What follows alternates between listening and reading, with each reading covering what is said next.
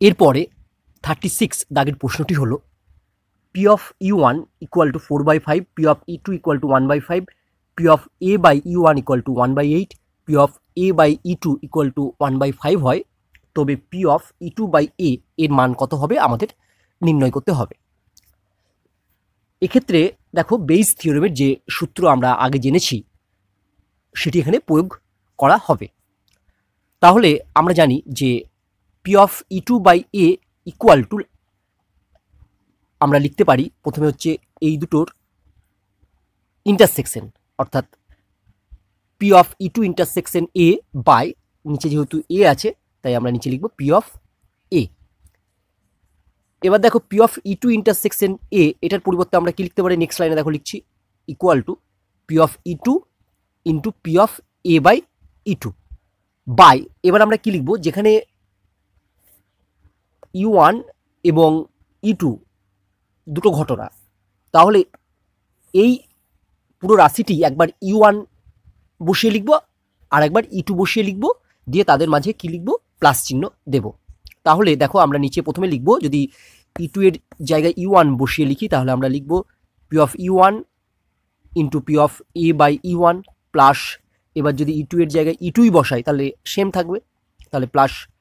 P of E two into P of A by E two. দেখো প্রত্যেকের মান আমাদের জানা আছে, জাস্ট আমরা এবার মানগুলো বসিয়ে দিয়ে ক্যালকুলেশন করব। তোমরা মানগুলো বসিয়ে দিয়ে ক্যালকুলেশন করবে। নেক্সট লাইনে আমরা লিখছি ইকুয়াল টু